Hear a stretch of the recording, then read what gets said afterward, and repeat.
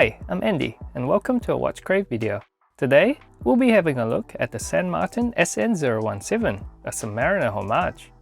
A few months ago, I reviewed the steel dive submariner Homage and was quite impressed with it.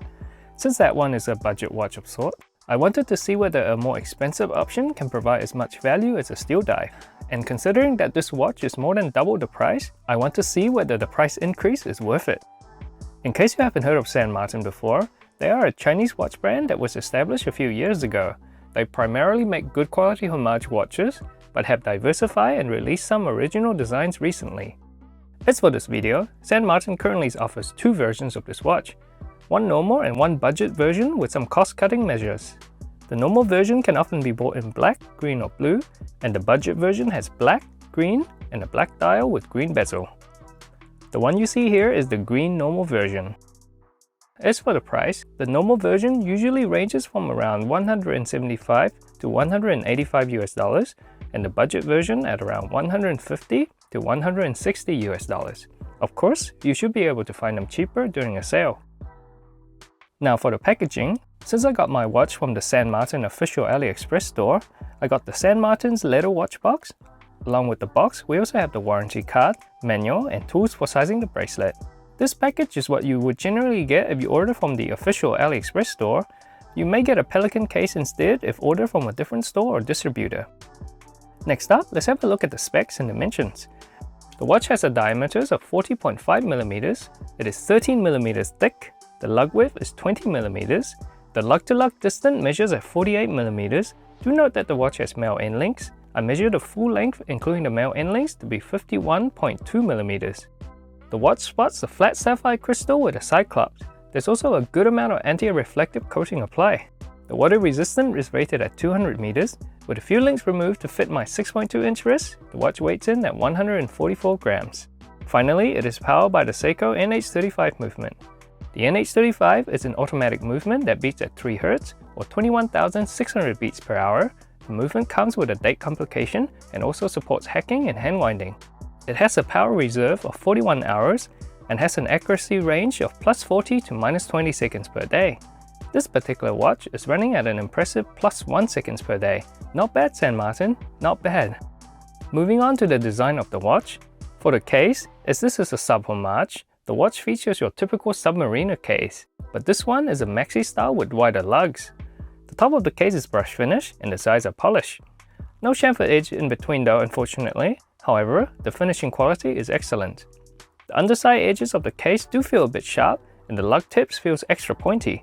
It's not ideal, but it shouldn't affect your wearing experience.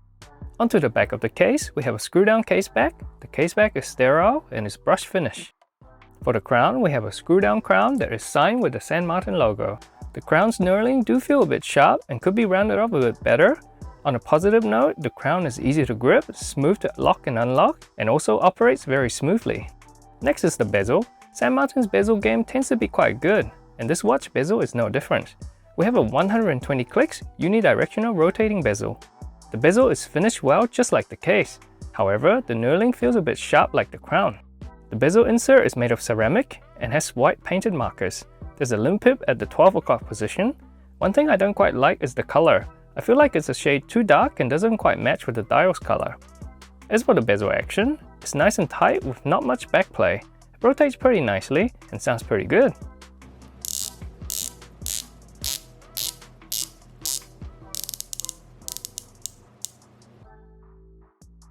For the bracelet, we have an oyster-style bracelet with solid male end links. With the male end links, the length measures to be 51.2mm, something to keep in mind for those with smaller wrist sizes.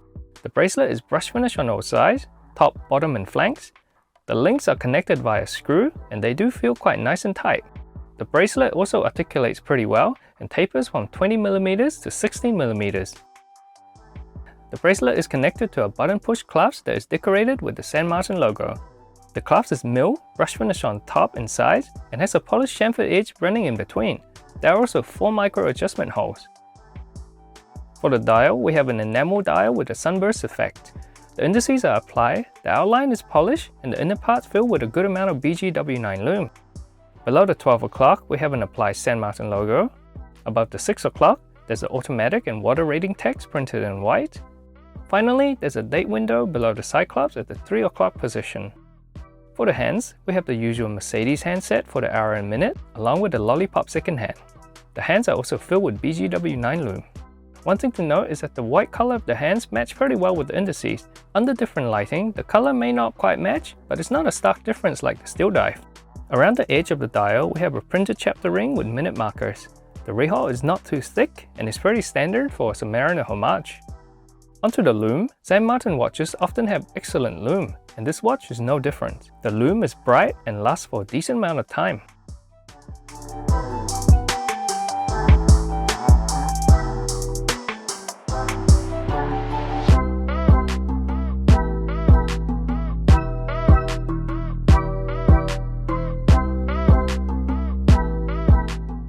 So, how does it fit?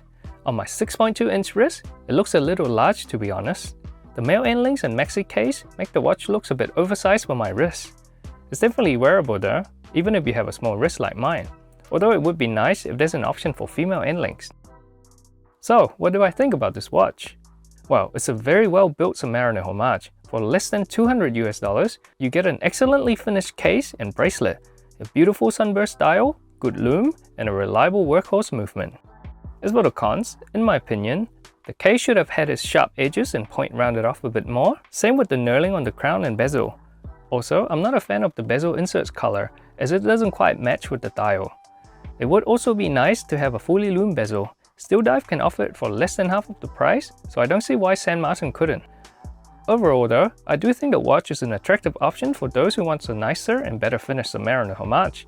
The Still Dive is still a great option though if you don't want to spend the extra cash on the San Martin. And that brings us to the end of this video. What do you think about this watch? Are you interested in getting your hands on one? If you already got one, what are your thoughts about the watch? Feel free to drop a comment down below and let us know. I hope this video helped you in some way. If you find it enjoyable or helpful, please drop a like and subscribe for future videos. As a growing channel, I really appreciate your support. Until next time.